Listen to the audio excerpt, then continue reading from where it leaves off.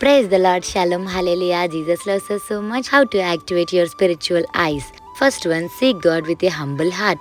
దీన హృదయముతో దేవునిలో ఎదిగేవారుగా ఉండాలండి. మత్తయి సువార్త 5వ అధ్యాయం 8వ వచనంలో ఉంటది. హృదయ శుద్ధి గల వారు ధన్యులు, వారు దేవుని చూచెదరు. హల్లెలూయా, ఆమేన్. Second one, ask for spiritual sight. దృష్టిని దేవుని యొద్ద నుండి పొందుకోవాలంటే దేవుని అడగాలండి. Ephesians 1st chapter 18th verse. Third one, meditate on God's word. కీర్తన గ్రంథం 119వ అధ్యాయం 18వ వచనం. అనుదినము దేవుని వాక్యముని ధ్యానించేవారుగా ఉండాలండి. నాలుగోది, ఎలో హోలీ స్పిరిట్ టు రూల్. కొరింథీయులకు రాసిన మొదటి పత్రిక 2వ అధ్యాయం 14వ వచనం అండి. హోలీ స్పిరిట్ మనల్ని రూల్ చేసేలాగా, మనల్ని గైడ్ చేసేలాగా మనం ప్రార్థన చేయాలండి. ఐదోదిగా, walk in obedience and faith. Hebrews 11th chapter 6th verse.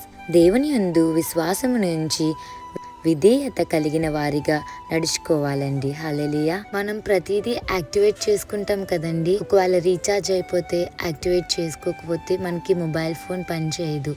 మన డైలీ లైఫ్లో మనం ఫుడ్ తీసుకోకపోతే మన బాడీ యాక్టివేట్గా ఉండదు. మనం ఏ పని చేయాలనుకున్నా మనకి ఎనర్జీ కావాలి. అలాగే మన లైఫ్ని ముందుకు లీడ్ చేయడానికి మనకి పరిశుద్ధాత్మ దేవుడు అంతే అవసరం అండి. మన ఆత్మీయ నేత్రాలతో మనం యేసయ్య వైపు చూసి మనం స్పిరిచువల్గా యాక్టివ్ అయ్యి ప్రతిరోజు యేసయ్యని మహిమపరచాలండి. యేసయ్యకే మహిమ చెల్లును గాక. Have a blessed day in Christ Jesus. Jesus loves us so much. Amen.